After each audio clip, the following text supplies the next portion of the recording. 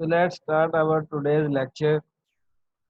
Today we are going to get ourselves introduced with the chapter number 5 of our textbook, which is about AC analysis of BJT amplifier. तो अभी तक हमने chapter 3 में देखा कि हमने ट्रांजिस्टर जो है उसकी कंस्ट्रक्शन हमने देखी कि वो दो जो पीएन जंक्शंस होते हैं उसमें बनते हैं एन टाइप और पी टाइप मटेरियल्स को मिला के आप बना लेते हैं और थ्री टर्मिनल ये डिवाइस बन जाती है जिसमें मीटर कलेक्टर और बेस वो टर्मिनल्स हैं और दो बेसिक टाइप्स हैं N P N and P N P. फिर हमने उसकी सिंबल भी देख ली थी ट्रांजिस्टर की क्या होती है और उसकी जो डिफरेंट कॉन्फ़िगरेशंस है जिसमें कॉमन मीटर है, कॉमन कलेक्टर है और कॉमन बेस है। उन उनको स्टडी किया था और उनके जो आउटपुट करेक्टरिस्टिक्स हैं और इनपुट करेक्टरिस्टिक्स हैं उनकी शेप कैसे होती है वो हमें पता है। फिर उसके अलावा हमने कुछ कॉमन जो रिलेशनशिप्स थे जो तीनों किसी भी बीजेडी कॉन्फ़िगरेशन में यूज होते हैं वो हमने देख लिए थे। फिर ये भी देखा था कि बीजेडी जो है उसको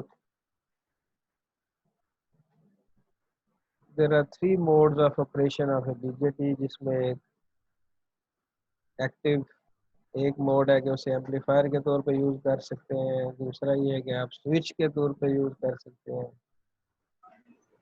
और स्विच में जब आपने करना हो बीजेडी को एज ए स्विच यूज़ करना हो तो दो रीजन में आप ऑपरेट करते हैं। जब स्विच ऑन हो तो सैचुरेशन रीजन में करना पड़ता है आपको बीजेडी को और जब ऑफ हो तो आपको कट ऑफ में ऑपरेट करना पड़ता है। कट ऑफ मीन दोनों जो जंक्शन है बेस मीटर और कलेक्टर बेस उन दोनों को आप रिवर्स बाइस कर देंगे और सैचुरेशन मीन्स के दोनों जो जंक्शन हैं उनको आप फॉरवर्ड बाइस कर देंगे। लेकिन जो सबसे इम्पोर्टेंट था वो था कि जब आप उसे एक्टिव रीजन में ऑपरेट करते हैं तो फिर आप एम्पलीफिकेशन का पर्पस अचीव कर सकते हैं। तो एक्टिव रीजन के लिए बेस मीटर जो है उसको फॉरवर्ड बाइस और दूसरे जो कलेक्टर बेस है उसको रिवर्स बाइस करना होता है। ये सारा हमने चैप्टर 3 में देख लिया था। फिर चैप्टर 4 में हमने जो डिफरेंट कॉन्फ़िगरेशंस आ गई थी उनका डीसी एनालिसिस किया था कि जब अभी आपने एसी सिग्नल नहीं प्रोवाइड किया और उससे पहले आपने एक्सटर्नल बैटरीज जो डीसी बैटरीज हैं वो प्रोवाइड की हुई हैं और आप जो है एक ख़ास आउटपुट करंट और आउटपुट वोल्टेज जो है वो बीजेटी का कॉन्फ़िगरेशन का फाइंड कर लेते हैं जिसे आईसी क्यू लेट से और वीसी क्यू कहते हैं और दोनों वीसीक्यू और आईसीक्यू मिला के क्यू पॉइंट बना देते हैं। तो डीसी एनालिसिस में आपने क्यू पॉइंट फाइंड करना सीखा हुआ है जो चैप्टर 4 में है और जिसमें हम आपको पता है ट्रांजिस्टर की मुख्तलिफ कॉन्फ़िगरेशन पे सर्किट एनालिसिस के जो बेसिक प्रिंसिपल्स थे उनको अप्लाई करके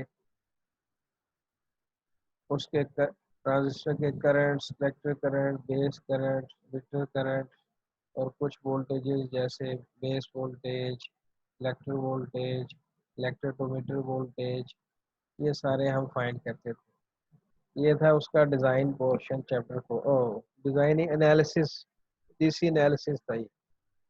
फिर आखिर में हमने जो चैप्टर 4 में आर्टिकल किया वो था डिज़ाइन ऑपरेशन के जिसमें हम ये प्रोसेस रिवर्स करते हैं कि आपको कुछ करंट्स और वोल्टेजेस गिवन होते हैं और आपने जो बाकी सर्किट के पैरामीटर्स हैं जिसमें जो रजिस्टर्स लगी होती हैं कॉन्फ़िगरेशन में वो फाइंड करनी होती हैं, जिसमें बेस रेजिस्टेंस है, कलेक्टर रेजिस्टेंस है, एमिटर रेजिस्टेंस है, वो आप फाइंड करेंगे। और फिर मे बी वीसीसी भी ना गिवन हो तो वो भी आप फाइंड करते हैं। उसमें मोस्टली जो है वो आपको करेक्टरिस्टिक्स गिवन होती हैं, ग्राफ, वो जो प्लॉट है आउटपुट वोल्टेज का और आउटपुट करंट का with load line drawn at the characteristics वो गिवन होता है। और कुछ बाकी करंट्स जो है और वोल्टेजेस गिवन होते हैं, और जो रह जाते हैं उनका आप डिज़ाइन कर लेते हैं। ये तो चैप्टर 4 में था आपने। चैप्टर 5 में जो काम हमने करना है, कोई इन दोनों चैप्टर का नॉलेज जो है वो अप्लाई करना है। लेकिन करना है क्या कि एम्पलीफिकेशन को स्टडी करना है कि जब बीजेटी कॉन्फ़िगरेशन आपके पास है कोई भी, let's say common emitter amplifier है, कॉमन बेस है या कॉमन कलेक्टर है, तो उसको जब आप एसी सिग्नल प्रोवाइड करेंगे तो फिर बीजेटी कॉन्फ़िगरेशन का रिस्पांस कैसा होगा।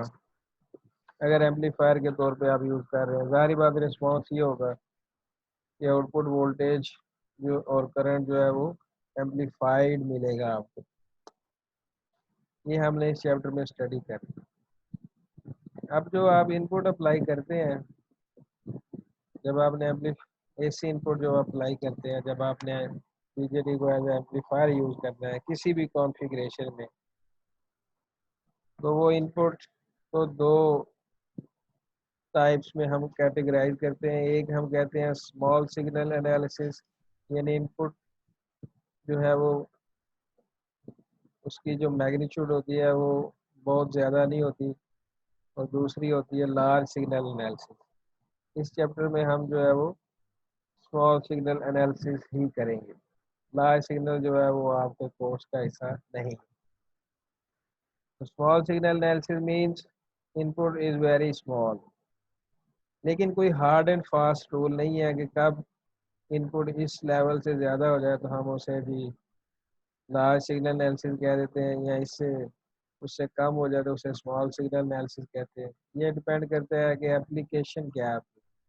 आपने जो एप्लीकेशन कर रहे हैं तो किस एप्लीकेशन के लिए कर रहे हैं। तो अगर आपको लगता है कि इनपुट जो सिग्नल है आपका एसी जिसको आपने एम्पलीफाई करना है वो लार्ज इनफ है, तो लार्ज सिग्नल एनालिसिस आप कर लेंगे। और अगर आपको लगता है कि वो मिली वोल्ट्स में है, स्मॉल सिग्नल है जिसको आपने एम्पलीफाई करना है, तो उसे आप स्मॉल सिग्नल एनालिसिस की टेक्निक से यूज़ करें, सॉल्व करेंगे एनालिसिस। इस चैप्टर में हम स्मॉल सिग्नल एनालिसिस ही करेंगे। अब नेक्स्ट जो इंट्रोडक्शन में बात रह जाती है वो ये बात करता है कि there are different models for small signal analysis of BJT transistors, जिसमें तीन फेमस हैं। एक आर ई मॉडल है, दूसरा हाइब्रिड पाई मॉडल है और तीसरा हाइब्रिड इक्विवेलेंट मॉडल है। लेकिन हम इस चैप्टर में मेनली जो स्टडी करेंगे वो पहले वाला है, उसे हम कहते हैं R E model. R E model ही हमें यूज़ करना है। आर मॉडल क्या है कि आपने जो भी ट्रांजिस्टर है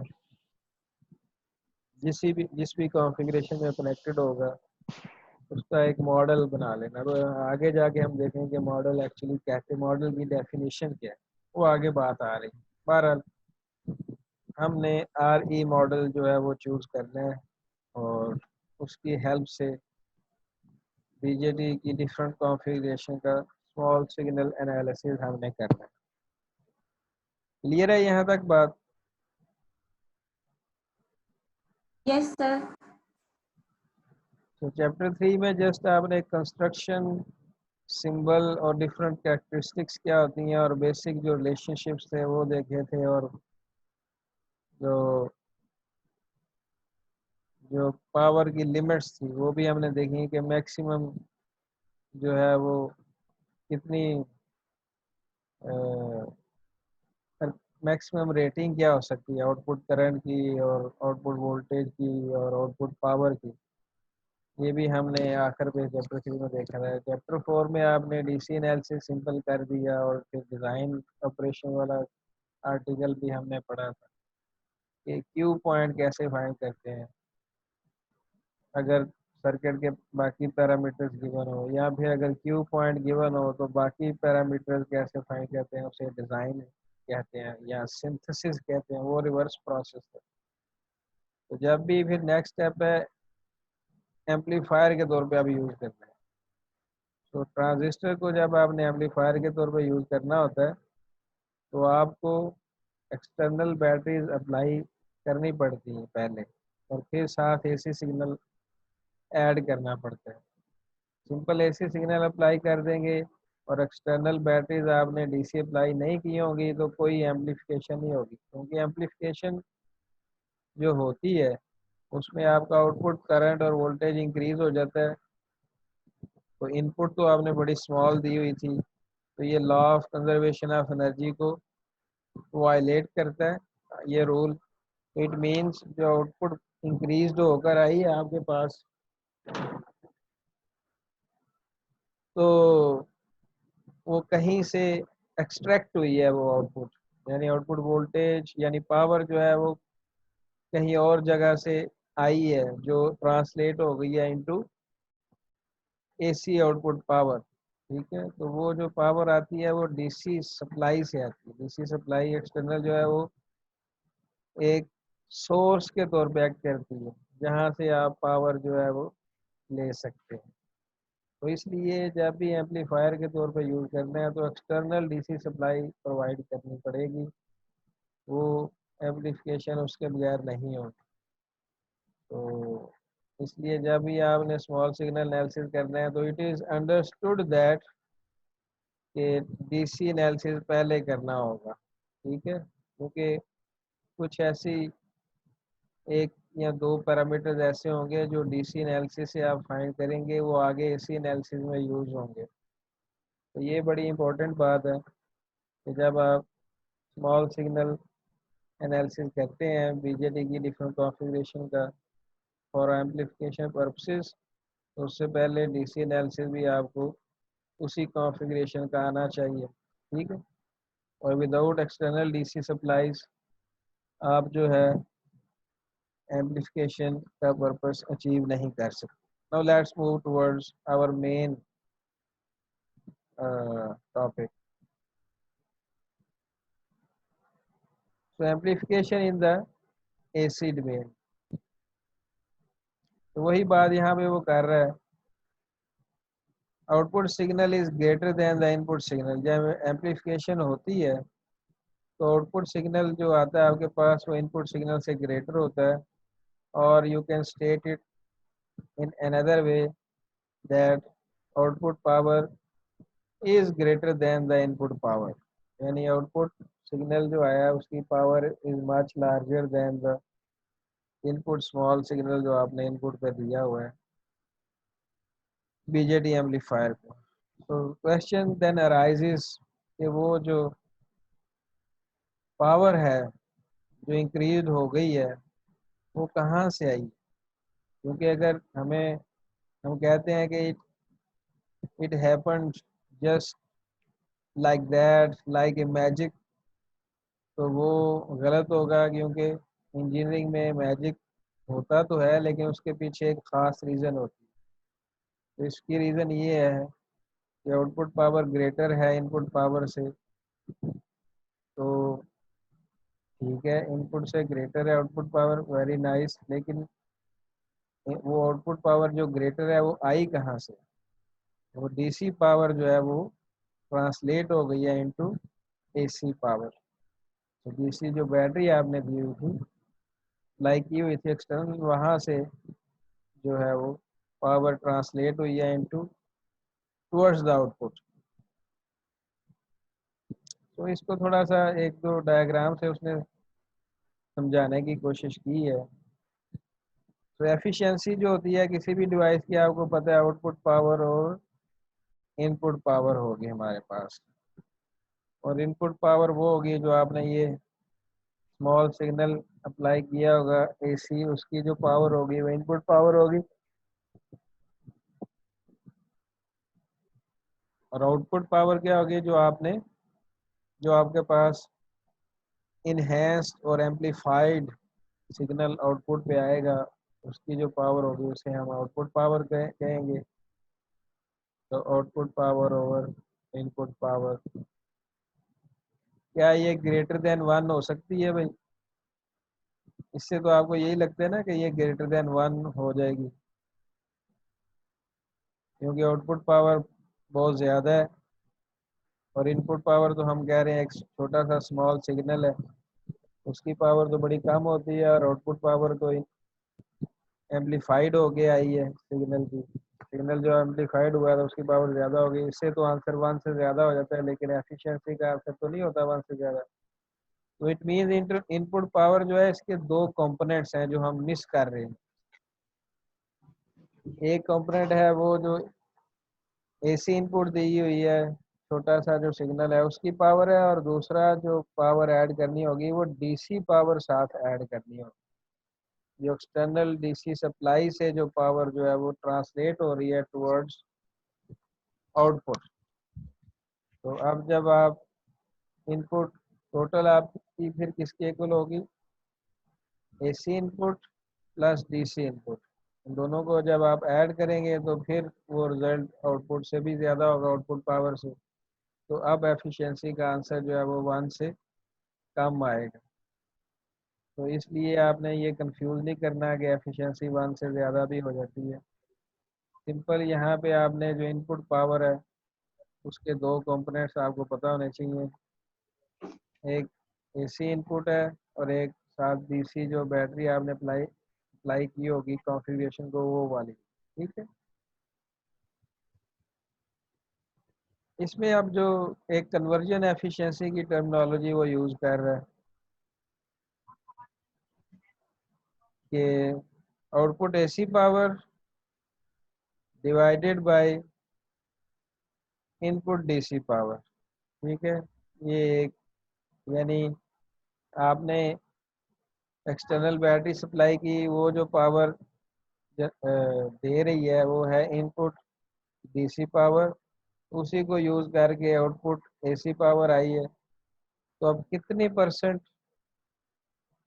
इनपुट डीसी पावर को बीजेटी ने इफेक्टिवली यूज़ किया है और आउटपुट पे आपको एसी पावर मिली है, तो वो इस रेशो से आएगी। लेट से जो इनपुट डीसी पावर थी वो 100 वाट थी, और आउटपुट जो एसी पावर आई है वो 80 वाट आई है। तो इट मीन्स के 100 वाट में से 80% पावर जो है वो ट्रांसलेट हो गई है टुवर्ड्स आउटपुट, और बाकी जो 20% है वो डिफरेंट जो सर्किट के एलिमेंट्स हैं, जो रजिस्टर्स लगी हुई हैं वहाँ पे ड्रॉप हो गई हो। ठीक है। तो इस फिनोमिना को की एम्प्लीफिकेशन क्या होती है, सिंपल इस दो डायग्राम से हम स्टडी भी कर सकते हैं। वैसे तो चैप्टर 3 में एक एग्जांपल थी, लेकिन वो मैथमेटिकल था उसमें, जिसमें हमने एम्प्लीफिकेशन की भी थी, सिग्नल छोटा सा अप्लाई किया था मिली वोल्ट वोल्ट में, और आंसर आपका 50 वोल्ट के राउंड बोट आया था। तो लेट्स स्टडी दिस फिगर 5.1। इसमें आपके पास एक डीसी बैटरी है, एक रजिस्टर है, सिंपल सिंपल सीरीज सर्किट है। यहाँ से करंट जो है वो पॉजिटिव टर्मिनल से जनरेट होगा, डीसी करंट रजिस्टर में से गुजरेगा और इस तरह वापस आ जाएगा बैटरी का। तो आई डी सी क्या होगा, सिंपल एक कांस्टेंट लाइन होगी parallel to the horizontal axis.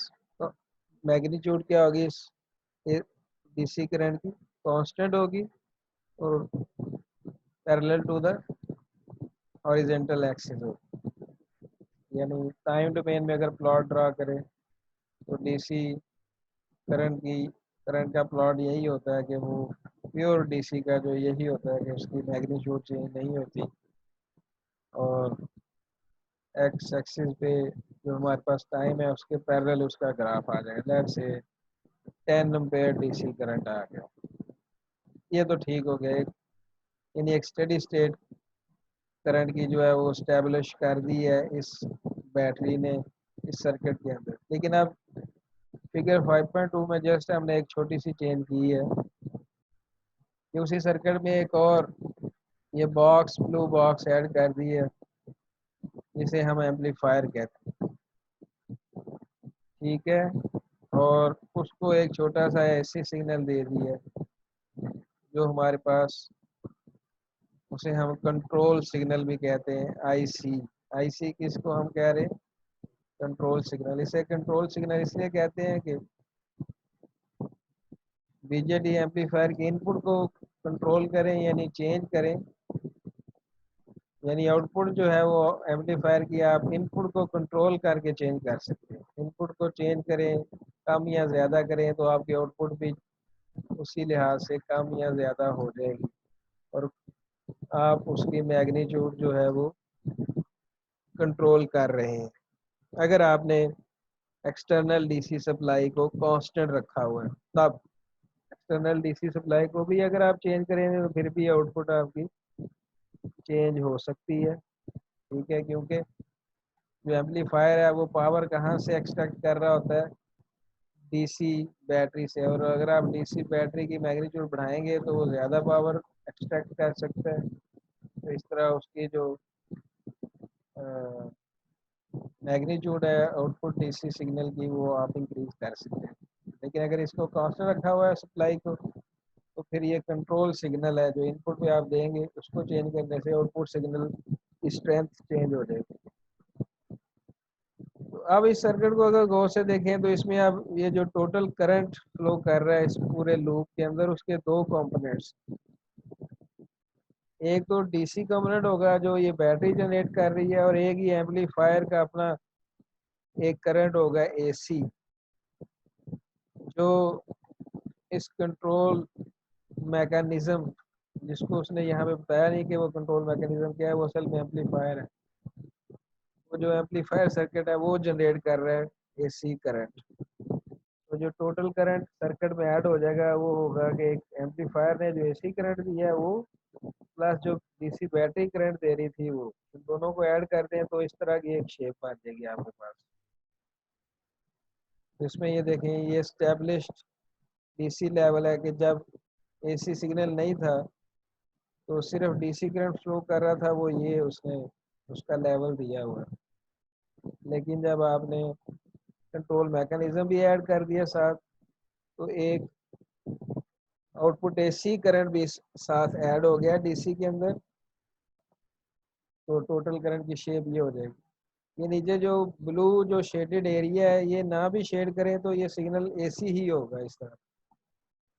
ये अंडरस्टूड है कि नीचे एरिया शेडेड है, ये उसने शेडेड करके समझाने की कोशिश की है। अदरवाइज ऑसिलोस्कोप पे जब आप एम्पलीफायर की आउटपुट देखते हैं तो ये वो इसी तरह की आती है, ये साइनोसाइडल वेवफॉर्म या एसी वेवफॉर्म ही आएगी ऐसे, नीचे शेडेड कुछ नहीं आएगा। और इसी तरह डीसी अगर देखेंगे तो वो भी एक लाइन इस तरह आएगी, नीचे शेडेड ये कुछ नहीं आएगा। तो ये एम्पलीफायर हो गया, आपको पता है एम्पलीफाइड सिग्नल आपको इस तरह का मिल रहा होगा। और अगर वो ये बैटरी ना हो एक्सटर्नल तो ये सिग्नल कभी भी एम्पलीफाई नहीं हो सकता, क्योंकि इससे हमें यही पता चलता है कि एसी करंट था उसमें ऑफसेट ऐड हुआ है, आईडीसी ऐड हुआ है ना, ये उसमें ऑफसेट है। अगर आईडीसी को जीरो कर दें तो यही जो करंट है वो एक्स एक्सिस, ये जो एक्सिस है इसके ऊपर और नीचे इक्वली डिस्ट्रीब्यूट हो जाएगा। ये जो वेवफॉर्म है इसमें देखना ये इस लाइन के ऊपर इसकी पॉजिटिव एक्सिस है, इस लाइन से नीचे इसका नेगेटिव एक्सिस। आप कह सकते हैं कि इसका जो हाफ साइकिल है वो ये जो एस्टेब्लिश्ड डीसी लेवल है स्टेडी स्टेट वाला उसके ऊपर सिमेट्रिकली डिस्ट्रीब्यूटेड है। तो अगर आप ये सप्लाई निकाल देंगे तो फिर ये एक्सिस जो है सिर्फ आपका एक्स एक्सिस उसके ऊपर इवनली डिस्ट्रीब्यूट हो जाएगा। ऊपर हाफ साइकिल पॉजिटिव बन जाएगा, नीचे हाफ साइकिल क्या बन जाएगा? नेगेटिव, और इस तरह ये हो जाएगा। तो जो ही आप किसी भी एसी सिग्नल में डीसी सिग्नल ऐड करते हैं तो डीसी सिग्नल की जो स्ट्रेंथ होती है, लेट से एसी सिग्नल यानी एसी करंट है वो 2 एम्पेयर का है और डीसी करंट जो 10 एम्पेयर का है, तो आपका जो फिर ग्राफ बनेगा वही होगा कि 10 एम्पेयर का जो ऑफसेट ऐड हुआ है, 10 एम्पेयर का जो एक कांस्टेंट लेवल बन जाएगा, जिस तरह ये डॉटेड लाइन है, लेट से यहाँ पे 10 एम्पेयर का लेवल बन जाएगा, और बाकी जो 2 एम्पेयर का सिग्नल होगा वो उस लेवल के ऊपर और नीचे इक्वली उसकी पीक्स डिस्ट्रीब्यूट हो जाएंगी, जैसे यहाँ पे हुई है। तो इट मीन्स इससे हमें ये क्लियर हो गया कि डीसी सप्लाई कंट्रोल करती है कि ये मैक्सिमम जो ऑसिलेशंस हैं एसी करंट की वो कितनी हो सकती है। अगर डीसी सप्लाई ऑफसेट बढ़ा देंगे तो ये ऑसिलेशन बढ़ जाएंगी, अगर ये ऑफसेट डीसी जो आपने ऐड किया ये कम करेंगे तो ये ऑसिलेशंस क्या हो जाएंगी, कम हो जाएंगी। और फिर हमें ये भी पता है कि ये जो पीक्स हैं इसकी, पीक टू पीक जो इसकी एसी सिग्नल की जो आउटपुट एसी सिग्नल है, पीक टू पीक जो उसकी वैल्यू है वो कभी भी डीसी सप्लाईज की जो मैक्सिमम वैल्यू उससे ज़्यादा नहीं हो सकती। लेट से डीसी सप्लाई अगर आपने 30 वोल्ट दी हुई है तो पीक टू पीक जो एसी सिग्नल है उसकी वैल्यू 30 वोल्ट से ज़्यादा नहीं हो सकती, क्योंकि वो डीसी सप्लाई ही तो एम्पलीफिकेशन में हेल्प कर रही थी। अगर उससे ज़्यादा होगी फिर law of conservation of energy violate हो जाएगी। तो क्या होगा कि अगर सिग्नल आपका इस तरह है कंट्रोल सिग्नल के पीक्स जो है वो डीसी सप्लाई से ऊपर जो ऑसिलेशन हैं वो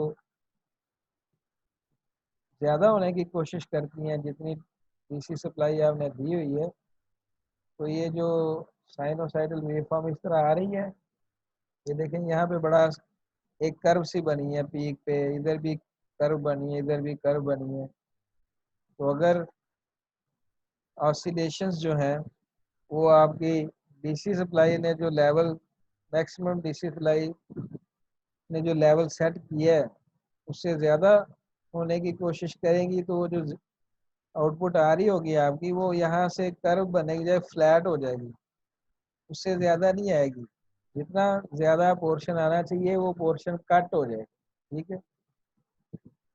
तो ये यहाँ से कर्व गिर जाएगा, हो जाएगा यहाँ से कट हो जाएगी आउटपुट, यहाँ से भी कट हो जाएगी, क्योंकि आपकी जो डीसी सप्लाई है वो मैक्सिमम लिमिट सेट करती है कि आपकी ऑसिलेशन की पीक वैल्यू कितनी होगी। तो अगर आपने गेन उसका लेट से ज़्यादा रख दिया बीजेटी एम्पलीफायर का, और आप आपने अपनी तरफ से ये कोशिश की है कि मैं इतनी डीसी सप्लाई से भी ज़्यादा आउटपुट ले लूँगा, तो वो कभी नहीं होगा, क्योंकि गेन ज़्यादा रखने से वो आउटपुट ज़्यादा आने की कोशिश करेगी, जितनी आउटपुट ज़्यादा आनी चाहिए वो उतनी वो वहाँ से फ्लैट हो जाएगी कर्व और कट हो जाएगी, क्योंकि आपके पास आउटपुट आती है डीसी सप्लाई से, डीसी सप्लाई ही ट्रांसलेट होती है आउटपुट साइड पे, वहीं से पावर ड्रॉ करता है एम्पलीफायर, तो उससे ज़्यादा तो नहीं कर सकेगा, इसलिए वहाँ से वो कर्व क्या हो जाएगी, फ्लैट हो जाएगी। क्लियर है ये बात? Yes sir. तो अब आपने यस सर। कि ये जो टोटल करंट है इसके दो कंपोनेंट्स हैं, AC current and DC current. तो लहदा इन दोनों को फाइंड करके ऐड कर दें तो टोटल करंट आ जाता है। तो हमने एक सर्किट एनालिसिस में एक प्रिंसिपल पढ़ा था, सुपर पोजिशन प्रिंसिपल, जिसमें हम क्या करते थे, तो एक टाइम पे एक सोर्स को ऑन रखते थे, दूसरे को ऑफ करते थे और अपनी आउटपुट निकाल लेते, फिर दूसरे को ऑन रखते थे, पहले को ऑफ करते थे और आउटपुट निकाल लेते थे। तो superposition principle is quite applicable in the analysis AC analysis of BJT configurations when we use it as an amplifier। तो इसलिए चूंकि ये सुपर पोजिशन प्रिंसिपल अप्लाई हो सकता है, तो अब हम जो अपना एनालिसिस है उसको भी अलग-अलग कर सकते हैं। यानी पहले आप डीसी एनालिसिस कर लें एम्पलीफायर का, और फिर आप क्या करें, एसी एनालिसिस, और बाद में उन दोनों को ऐड कर दें तो आपकी आउटपुट जो है वो आ जाएगी।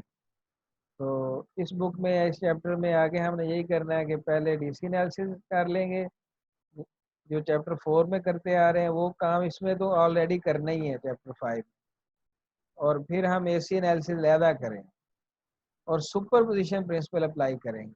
जैसे हमने डीसी एनालिसिस में किया था कि जब डीसी एनालिसिस कर रहे थे, डीसी बैटरी सिर्फ रखी थी, कैपेसिटर क्या कर दिया था हमने डीसी के केस में ओपन कर दिया था, और वो जो छोटा सा वी आई गिवन होता था उसको हम वैसे ही ग्राउंड कर देते थे। ठीक है, तो इस केस में भी जब हमने एसी एनालिसिस करना है तो हम जो है उसको लैदर सर्किट को एसी एनालिसिस के लिहाज से चेंज कर लेंगे, और जब डीसी एनालिसिस करना होगा अपने जो गिवन कॉन्फ़िगरेशन का सर्किट होगा उसको डीसी एनालिसिस के लिहाज से चेंज कर लेंगे, और फिर लैदा लैदा आंसर निकाल लेंगे। ठीक है सर जी ये हमारा चैप्टर नंबर 5 है। जी जी तो सर चैप्टर 4 हमने कर लिया हुआ है। जी जी।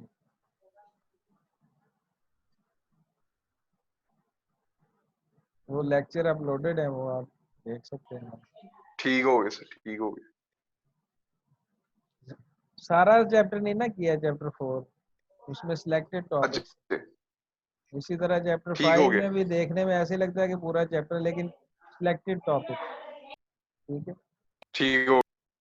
अब बीजेटी ट्रांजिस्टर मॉडलिंग हमारे पास आ गया नेक्स्ट।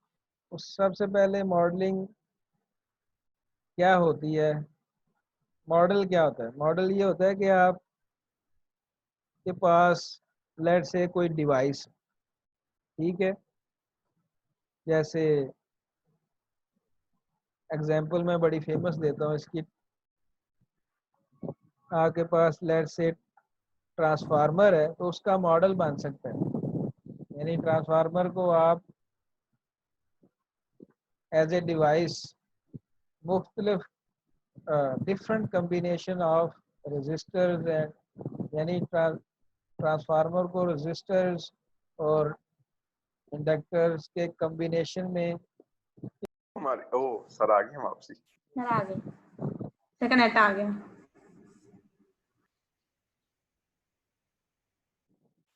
अच्छा,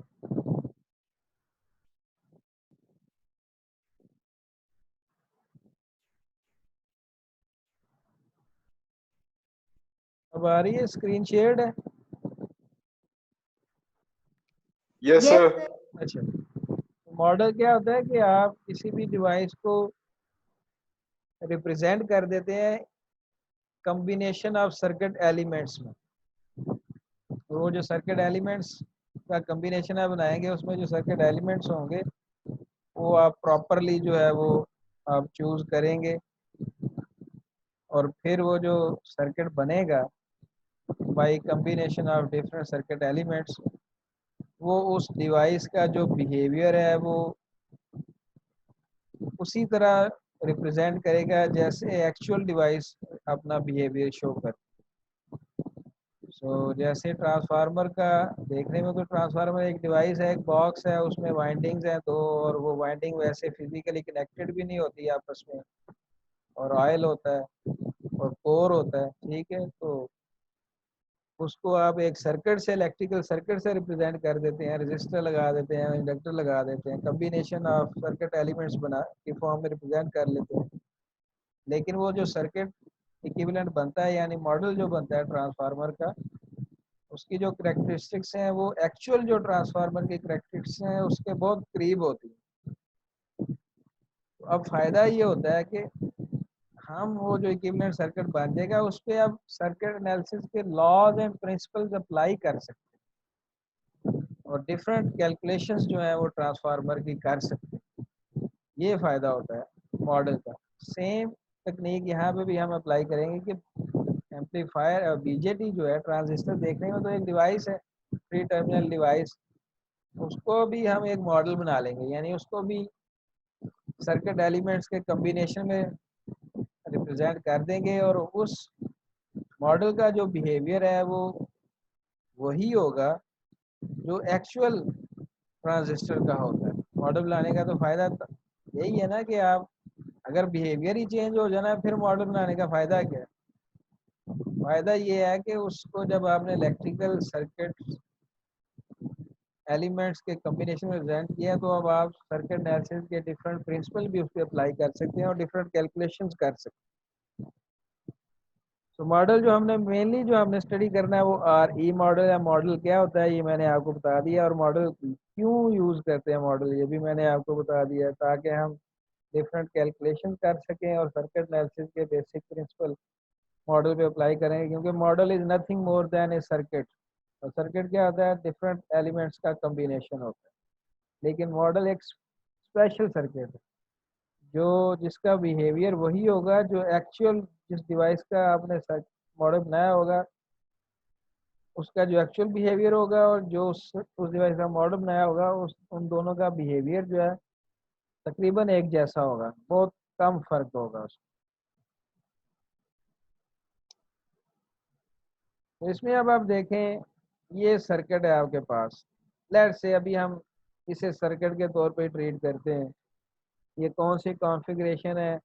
देखने में तो ये वोल्टेज डिवाइडर बायस के करीब करीब लगती है। बहरहाल हमें इससे गर्ज नहीं कि ये कौन सी कॉन्फ़िगरेशन है। वो कह रहा है ये वो सर्किट है जिसको हमने अपने इस इंट्रोडक्टरी सेशन में डिस्कस करना है।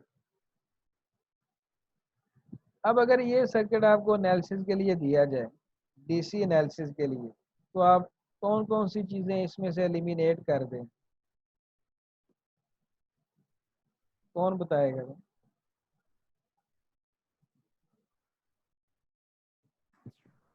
एनीवन? कैपेसिटर कैपेसिटर्स पहले ओपन हो जाएंगे, ये तो कैपेसिटर यहाँ से ओपन हो जाएगा, ये कैपेसिटर ओपन हो यहाँ से जाएगा। ओपन हो जाएगा, ये यहाँ से जब ओपन होगा तो ये जो सारा सर्किट है ये वाला, सर ये VS वाला पूरा पार्ट ही उठ जाएगा आपका। ये सारा पार्टी ये वो VS वाला वो पार्ट था जो जहाँ पे आपने कंट्रोल सिग्नल यानी AC इनपुट और सिग्नल को यहाँ का आपने, जो बेस करंट है वो स्मॉल होगा। हाँ बिल्कुल।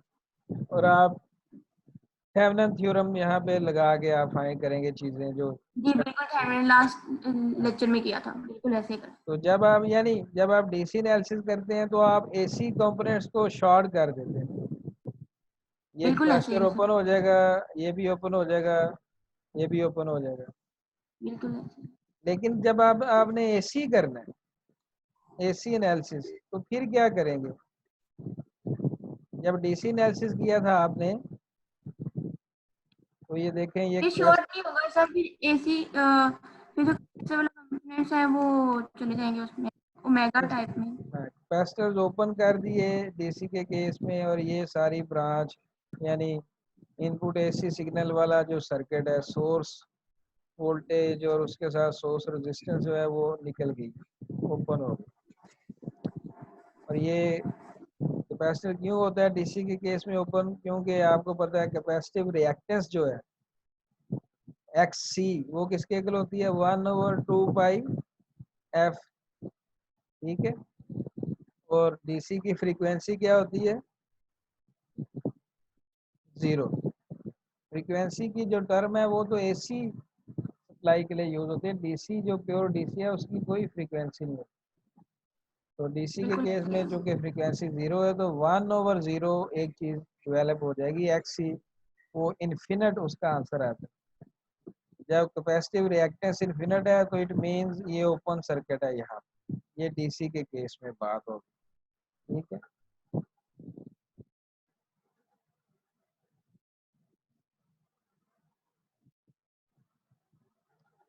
अब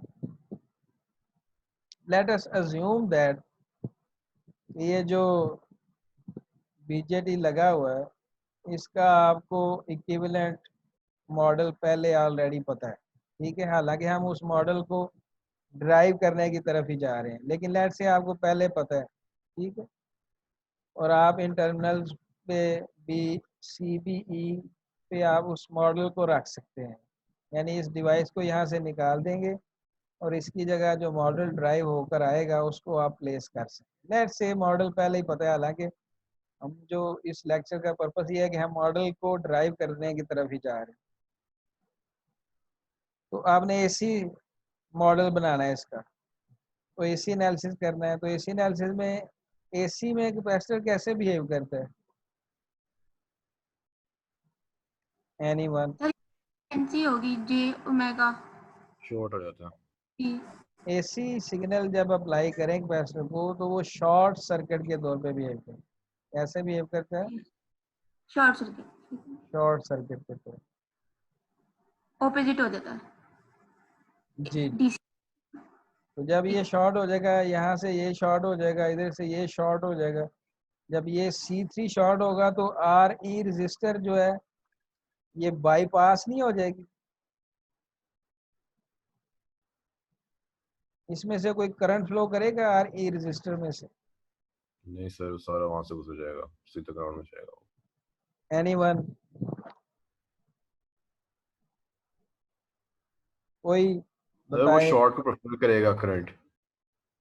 ये करंट चूंकि पास करेगा। ये इस टर्मिनल एमिटर करंट जब यहाँ से निकलेगा उसके बाद दो ऑप्शंस हैं, वो इस ब्रांच में भी जा सकता है, इस ब्रांच में, लेकिन ये जो ब्रांच है इधर रेजिस्टेंस 0 है क्योंकि शॉर्ट हो गया ना कैपेसिटर, जी इधर बिल्कुल कुछ रेजिस्टेंस फिर भी है, तो करंट स्मॉलेस्ट रेजिस्टेंस की तरफ जाता है। शॉर्ट सर्किट जहाँ हो सारा करंट वहां ही चला जाता है, इधर कुछ करंट नहीं आएगा।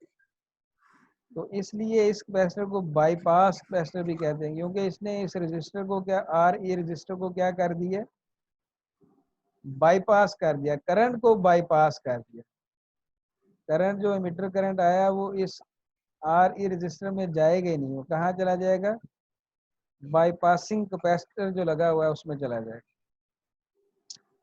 और बाकी और क्या चेंजेस आएंगी, ये जो एक्सटर्नल DC सप्लाई है इसको सुपरपोजिशन प्रिंसिपल लगा रहे हैं ना हम एसी एनालिसिस में, क्या करते हैं कि बाकी जो DC सप्लाई जितनी भी हैं उनको ऑफ कर देते हैं। ऑफ करने का मतलब ये होता है उनको 0 कर देते हैं, और अगर करंट सोर्स भी लगा हो तो उसको ओपन सर्किट कर देते हैं। ये सुपरपोजिशन प्रिंसिपल आपने पढ़ा हुआ है कि जब आप सुपरपोजिशन प्रिंसिपल अप्लाई करते हैं तो वोल्टेज सोर्सेज को ऑफ करने का मतलब ये होता है उनका वोल्टेज 0 कर देते हैं, और करंट सोर्स को ऑफ करने का मतलब ये होता है उनका करंट 0 कर देते हैं।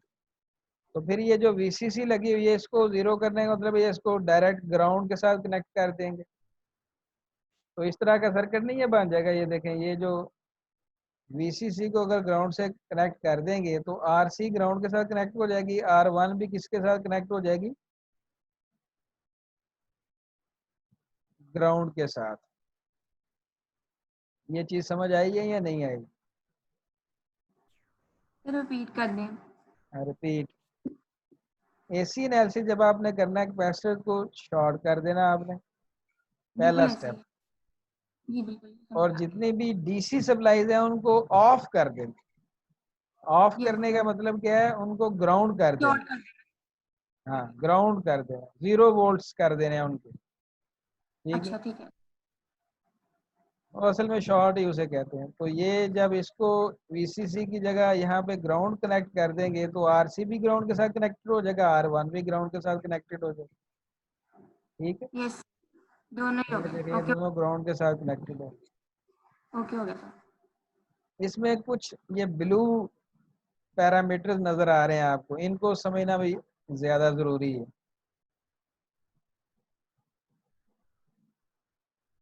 ये देखें, ये V0 नजर आ रहा है आपको, ये आप ले रहे हैं कलेक्टर और ग्राउंड से, ठीक है। और पोलैरिटी इसकी देख रहे हैं, प्लस ऊपर है, माइनस साइन क्या है नीचे। और ये Z0 क्या है, ये है कि आउटपुट जो आपके टर्मिनल्स हैं वहां से इस पूरे सर्किट की कितनी इम्पीडेंस बनती है, इस पूरे सर्किट की। यहाँ से अगर आप इम्पीडेंस देखें, जो आउटपुट टर्मिनल यही है ना, प्लस और माइनस, ये आउटपुट टर्मिनल्स हैं। यहाँ से इस साइड से यानी राइट साइड से अगर आप सर्किट को देखें तो टोटल इम्पीडेंस कितनी होगी, उसे आउटपुट इम्पीडेंस कहते हैं, और वो Z0 के इक्वल है। किसके इक्वल है, Z0। सर्किट एनालिसिस पढ़ा हुआ है ना आपने? यस सर, ये लेकिन EDC में पढ़ा था ये। ये ADC ही पढ़ रहे हैं sorry sorry sorry sorry, ENA में, इसमें। सॉरी ENA में। हाँ, तो इम्पीडेंस निकालनी आती है ना आपको? यस सर, याद है। ENA में, ENA सर पहले पहले पढ़ा हुआ है आपने? इलेक्ट्रॉनिक डिवाइस, पता नहीं सर, याद नहीं आ रहा। नहीं सर, ये पिछले सेमेस्टर में पढ़ा था हमने। Post subject? थर्ड में ना? सर जी, ये हमारा इलेक्ट्रिकल नेटवर्क एनालिसिस। हाँ ईएन में, हाँ बिल्कुल। चलें ठीक है, यानी आप इस कंसेप्ट से फेमिलियराइज्ड हैं कि ये जो आउटपुट इम्पीडेंस जी असल में सर। है क्या, कि आउटपुट टर्मिनल से पूरे सर्किट को की जो इम्पीडेंस नजर आएगी उसे आउटपुट इम्पीडेंस कहते हैं। और वो किसके इक्वल होगी? Output current over output voltage V naught over output current, ये जो आई नॉट है उसके इक्वल होगी। ठीक है। सिमिलरली ये इनपुट टर्मिनल्स हैं ये वाले, यानी बेस और ग्राउंड के बिटवीन आपने इनपुट दी हुई है ना, ये वाली, ये देखिए ये जो स्मॉल सिग्नल दिया हुआ है। और ये जो आर एस रेजिस्टेंस है ना, ये असल में इंटरनल रेजिस्टेंस होती है सोर्स की, यूजली हम दिखाते नहीं है ये रेजिस्टेंस।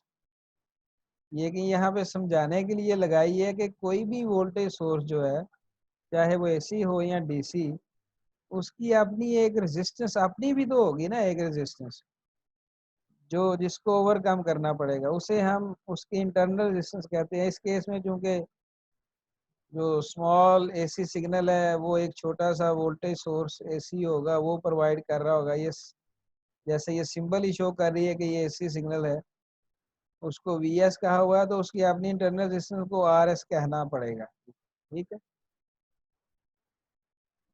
और ये फिर जो इनपुट टर्मिनल में करंट फ्लो करेगा उसे आई आई कहते हैं। ये आई आई क्या है?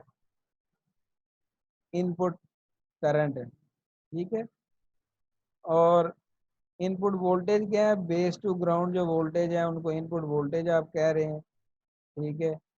तो इनपुट फिर इम्पिडेंस जो इनपुट टर्मिनल्स पे नजर आएगी वो होगी वी आई ओवर आई आई। ठीक है। क्योंकि बाई ओहम्स लॉ इम्पिडेंस या रेजिस्टेंस इसके इक्वल होती है voltage divided by current. Similarly जैसे आउटपुट साइड पे आउटपुट इम्पिडेंस किसके इक्वल थी? Output voltage over output current.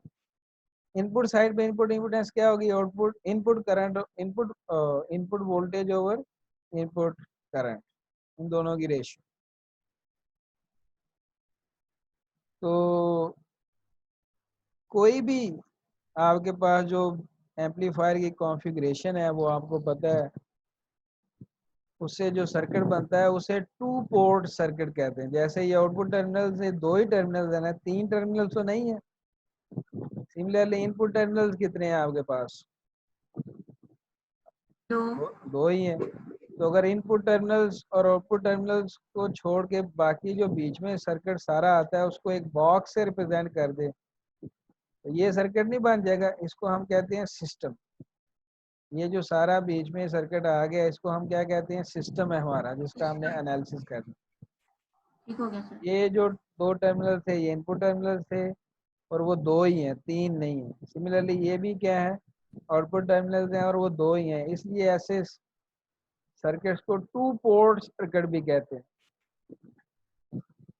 ये देख रहे हैं, ये इनपुट टर्मिनल्स हैं, ये क्या है? Output terminals. और बाकी जो सर्किट बीच में आ गया उसे हम सिस्टम कहते हैं। और ये ग्राउंड नीचे, ये देखें सिस्टम ग्राउंडेड है ना, ये देखें नीचे ग्राउंडेड, इसलिए यहाँ पे इसे क्या किया हुआ है? ग्राउंड किया हुआ है। और ये इनपुट साइड है, ये आउटपुट साइड है। और ये टू पोर्ट सर्किट की कन्वेंशनल कन्वेंशन है कि उसको इसी तरह रिप्रेजेंट करते हैं। करंट हमेशा टर्मिनल्स के इनटू दी टर्मिनल्स हम लेते हैं। ये जो इनपुट करंट है वो भी इनपुट टर्मिनल्स के अंदर एंटर हो रहा है, और आउटपुट जो करंट है वो भी आउटपुट टर्मिनल्स में एंटर हो रहा है। तो ये एरोज की डायरेक्शन और ये वोल्टेजेस की पोलैरिटी को भी गौर से देखते रहें आप। ठीक है। तो अगर एक्चुअली आपका आउटपुट करंट अभी इनटू दी सिस्टम ना हुआ और आउट ऑफ द सिस्टम हुआ तो आप माइनस साइन यूज करेंगे फिर। ठीक है।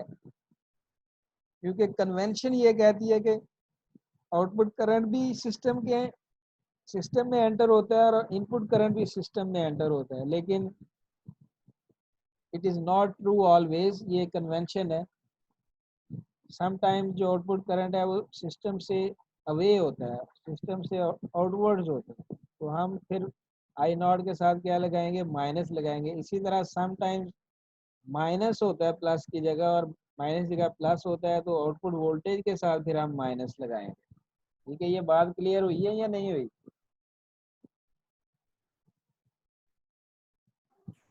हाँ जी, सही है सर। हो बोल गई है सर। बोलते नहीं आप लोग, क्या कर रहे हो?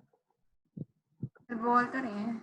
नहीं नहीं, रिस्पांस कोई नहीं। मेरा ख्याल कॉल में आ बोल गए रहे हैं। ना तो चले जाते हो कहीं पे, हैं या सो जाते हो? नहीं सर, सोना किधर, आपका तो बड़ा मजे के लेक्चर होते हैं। आई एम फ्लैटर्ड है। इसमें ये देखें, ये कन्वेंशनल, ये टू पोर्ट सिस्टम की कन्वेंशन है कि उसको जो है इन ब्लू एरोज को गौर करें, करंट्स, इनपुट करंट भी और आउटपुट करंट भी हम इनटू द सिस्टम लेते हैं, और वोल्टेजेस की पोलैरिटी आप देख लें। अगर आउटपुट पोलैरिटी जो है वोल्टेज की वो चेंज हो जाएगी, इधर माइनस हो जाएगा इधर प्लस होगा, तो आउटपुट वोल्टेज के साथ माइनस आप लगा देंगे। और अगर आउटपुट करंट जो कि अक्सर अवे फ्रॉम द सिस्टम होगा तो उसके साथ भी फिर माइनस लगाना पड़ेगा, क्योंकि कन्वेंशन में करंट इनटू द सिस्टम है, अगर आउट ऑफ द सिस्टम होगा तो माइनस आप लगा दें। सर कन्वेंशन सेम है, इनपुट और आउटपुट साइड का पता किस तरह चलेगा? हैं सर दोनों के इनपुट सिग्नल होगा यार, इनपुट साइड पे इनपुट सिग्नल दिया हुआ होगा। नहीं सर, वैसे अगर सिस्टम को टेस्ट करना हो, मतलब अगर दोनों इनसाइड जा रहे हैं तो करंट में कोई डिफरेंस होगा वैल्यू में, इनपुट के ये और आउटपुट की? ऐसे अगर कोई बॉक्स हो ना, ये एक्चुअली ये नहीं होगा कि अब आपको बॉक्सेस दिए होंगे, ये तो उसको हमने रिप्रेजेंट किया, टू पोर्ट सिस्टम की फॉर्म में शो किया, इसकी आगे कोई ख़ास एप्लीकेशन नहीं है, सिर्फ ये कन्वेंशन के तौर पे दिखा दिए। एक्चुअल सर्किट तो यही है, और यही लगा हुआ होगा, और उसके ऊपर भी पीसीबी के ऊपर भी या ब्रेड बोर्ड के ऊपर, तो वहाँ से आप इजीली इनपुट और आउटपुट साइड को आप चेक कर सकते हैं। ठीक है, अगर बॉक्स लगा हुआ है तो फिर आपको देखना पड़ेगा, दोनों तरफ इनपुट आपको देनी पड़ेगी पहले नंबर पे, और देखना पड़ेगा कि किस साइड पे आउटपुट ज़्यादा आ रही है। अगर एम्पलीफायर, अगर कोई आपको कहता है ना यार ये एम्पलीफायर है, ठीक है, आप उसे टेस्ट करें, दोनों साइड पे इनपुट दे के देखें छोटी सी मिली वोल्ट, और देखें कि आउटपुट किस साइड से ज़्यादा आ रही। ठीक है, तो जिस साइड से आउटपुट ज़्यादा आ रही है वो आउटपुट साइड होगी। ठीक है, और जिस साइड पे लेट से इधर आप इनपुट देंगे आउटपुट साइड पे, तो यहाँ आपको एम्पलीफाइड सिग्नल नहीं मिलेगा। ठीक है, तो इट मीन्स ये साइड आउटपुट साइड थी और ये साइड इनपुट साइड थी। क्लियर हुई बात या नहीं हुई? ये सर होगी, समझ आ गई क्या क्लियर हुई है? सर कि अगर इन मल्टीमीटर से हम आउटपुट चेक करेंगे ना, पहले तो एक वो इनपुट देके, तो अगर तो करंट की वैल्यू जो इनपुट वोल्टेज से ज्यादा हुई है, एम्पलीफाई हुई, तो सर वो हमें पता लग जाएगा कि सर ये आउटपुट साइड है। करंट की नहीं, जो इनपुट वोल्टेज से, अगर इस वोल्टेजेस हैं सर। हाँ, इनपुट वोल्टेज से ज्यादा वोल्टेज जिस साइड पे आ रहा होगा ना वो आउटपुट साइड होगी। यस, क्लियर है? इनपुट ग्रेटर देन आउटपुट होगी। Yes sir. लेकिन ये ना भूलना कि आउटपुट ये ग्राउंड किए होंगे, ये हमने जो ग्राउंड किया ना ये तो एनालिसिस के लिए ग्राउंड किया हुआ है। यहाँ पे एक्चुअल सर्किट ऐसे ही रन करेगा, उसमें वीसीसी लगी होगी, जो ब्रेडबोर्ड पे यस सर्किट होगा उसमें वीसीसी के, क्योंकि आपको पता है कि आउटपुट जो इनहेंस्ड होके आती है वो इस वीसीसी के मरहूने मिनट है, वहां से ही तो पावर ड्रॉ करते हैं एम्पलीफायर, वरना इनपुट तो छोटा सा नन्ना मुन्ना सा सिग्नल है ना, इसी वो खुद ब खुद इतना एम्पलीफाई तो नहीं हो जाएगा।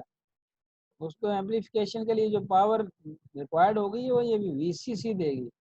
ये तो हमने एसी एनालिसिस के लिए सुपरपोजिशन प्रिंसिपल अप्लाई कर रहे हैं, तो हमने एसी एनालिसिस लैदा कर दिया, डीसी एनालिसिस लैदा कर दिया, एसी एनालिसिस में ये जो वीसीसी है उसको ग्राउंड कर दिया। ठीक है, ये बात क्लियर है? ये बात ज़हन में है या नहीं है? क्लियर है।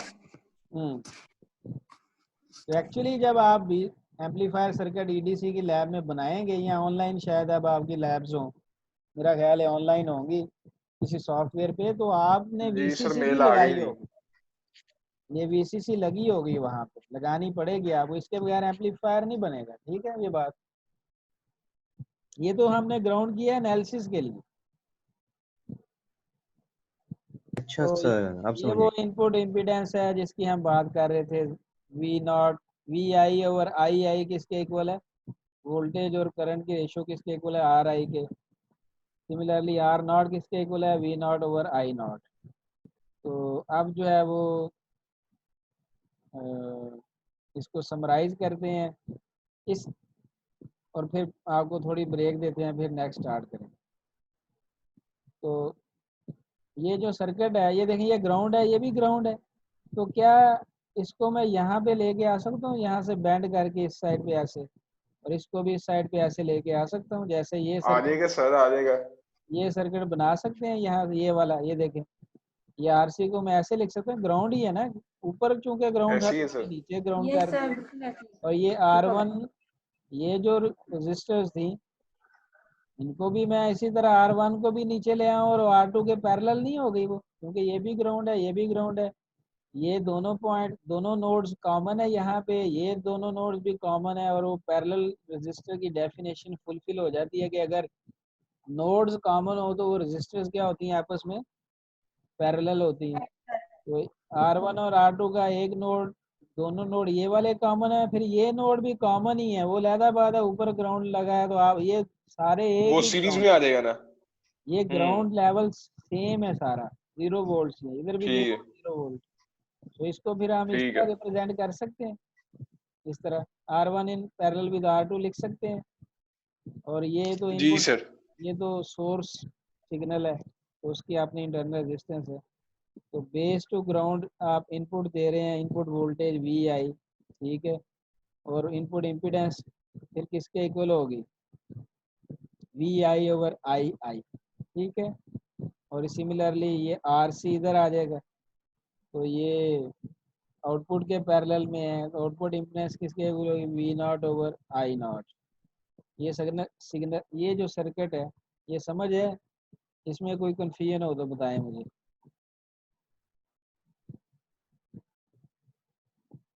अब ये जो, अब आपने सिर्फ करना क्या है भला, जो मॉडल आएगा ना उसको इन तीनों टर्मिनल्स की जगह उस मॉडल को रख देना, इस ब्लू, ये जो ब्लू शेडेड एरिया है ना, बाकी ये चीज़ें तो वैसी रहेंगी।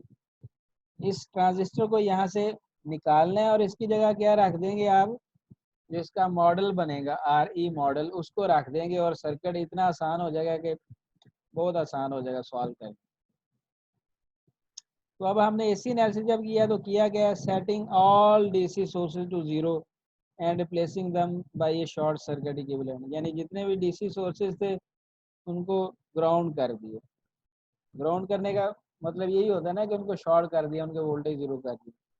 Replacing all capacitor by short circuit, जितने भी कैपेसिटर यहाँ पे लगे, इधर भी एक कैपेसिटर था, इधर भी एक कैपेसिटर था, इधर भी एक कैपेसिटर था, उनको शॉर्ट सर्किट के तौर पे रिप्रेजेंट कर दिया, क्योंकि एसी में कैपेसिटर शॉर्ट सर्किट के तौर पे बिहेव करता है। और उसके बाद जहाँ कहीं किसी कैपेसिटर ने किसी रेजिस्टेंस को बाईपास किया तो उस रेजिस्टर को वहाँ से निकाल दिया। ये देखना, ये जब शॉर्ट करेंगे तो आर ई रजिस्टर बाईपास हो गई है, तो आर ई रजिस्टर को यहाँ से शॉर्ट नहीं कर दिया। ये देखें, ये देखें, आर ई रजिस्टर की जगह हमने क्या लिख दी है, शॉर्ट सर्किट, क्योंकि वो रजिस्टर तो सर्किट में अब रहेगी नहीं, उसकी जगह तो शॉर्ट सर्किट आ जाएगा। ठीक है, तो ये 3-4 स्टेप हमने किए हैं। जब आपने एसी एनालिसिस करना है तो ये 3-4 स्टेप्स आपने करने हैं सर्किट के साथ। सर ये एसी एनालिसिस में आपने अभी कुछ देर पहले हमें वो बात बताई थी उसकी कि ये कैपेसिटर जो होगा वो हमारे पास शॉर्ट हो रहा है, वो इम्पिडेंस वाले चक्कर की वजह से। सर वो बात जरा रिपीट करिएगा एक दफा हाँ अपनी। हाँ, ये देखें, ये मीटर डायरेक्टली ग्राउंडेड है ना, कोई रजिस्टर नहीं बीच जी में सर। नजर आ रही, ये क्यों नहीं आ रही, हालांकि आर ई रजिस्टर लगी हुई थी। ये देखें, ओरिजिनल जो सर्किट है उसमें आर ई रजिस्टर लगी नहीं हुई है मीटर से ग्राउंड के बिटवीन, तो ये क्यों निकल गई है रेजिस्टेंस, क्योंकि ये रेजिस्टेंस जो है वो इस कैपेसिटर के पैरेलल में है, और कैपेसिटर एसी में हो जाता है शॉर्ट सर्किट, तो करंट जो आएगा वो ऐसे शॉर्ट सर्किट में चला जाएगा, मीटर से निकलेगा ऐसे आएगा और शॉर्ट सर्किट में चला जाएगा। तो ये रेजिस्टेंस में से तो कोई करंट ही फ्लो नहीं कर रहा है। बिल्कुल ऐसे ही सर, करंट तो अपना इजीएस्ट पास लेगा। इस रेजिस्टर में से जब कोई करंट फ्लो नहीं करेगा तो ये डेड पार्ट है सर्किट का, इसको आप निकाल देंगे, ऐसे कट कर देंगे तो सर्किट में सिर्फ ऐसे ही एक ब्रांच नहीं रह जाएगी और कैपेसिटर शॉर्टेड होगा। सर जी वो मुझे समझ आ गई, ये बात ठीक है सर। कैपेसिटर जो होता है हमारे पास, डीसी के अंदर इंडक्टर हमारे पास शॉर्ट होता था, कैपेसिटर ओपन होता था, ऐसे ही है सर? जी जी ठीक है। और सर एसी के अंदर कैपेसिटर हमारे पास शॉर्ट होता है? कैपेसिटर शॉर्ट क्यों होता है? लेट से एसी में मैंने रिएक्टेंस का फार्मूला तो सेम ही है ना, 1/2 पाई एफ सी एफ। अब जी डीसी सर।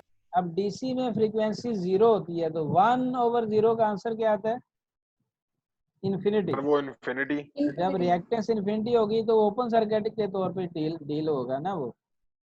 अब हम एसी में आ जाते हैं। लेट से आपके सर्किट की फ्रीक्वेंसी है, एसी जो सिग्नल अप्लाई किया उसकी फ्रीक्वेंसी है लेट से 100 हर्ट्ज। क्या है? 100 हर्ट्ज। तो अब आप उसी तरह फार्मूला लगाएं, 1/2 पाई एफ सी। एफ की जगह आप ठीक है। रखें 100 रखें और इसको सॉल्व करने की कोशिश करें। ये आंसर आपका 0 की तरफ जाएगा। कहाँ की तरफ जाएगा? 0 की तरफ। जीरो की तरफ। हाँ, क्योंकि कैपेसिटेंस 1 समथिंग लाइक दैट, वो आंसर आपका क्या बन जाएगा? 0 की तरफ जाएगा। ठीक है। तो सर इसी वजह से कैपेसिटर हमारे पास यहाँ पे हमने एसी एनालिसिस के अंदर एंट्रेंस बीजेटीज के अंदर हमने उन्हें शॉर्ट कर देना है। जी जी, शॉर्ट कर, ठीक हो गया। क्योंकि रिएक्टेंस आपकी 0 के करीब चली जाती है। ठीक है ये बात? Yes okay sir. तो यहाँ पे जो है वो हम ब्रेक लेते हैं। ठीक है, 10 मिनट की ब्रेक के बाद आप दोबारा आ जाएं। थैंक यू सर जी। सर Actually, sir, 12:35 पे सर लेक्चर स्टार्ट कर लीजिएगा, 15-20 मिनट की ब्रेक दे दें। 15 मिनट की दे देते हैं, चलो 12:30 ठीक है सर। बजे। Okay okay sir. Okay okay okay. excuse me, sir. हाँ जी। सर ये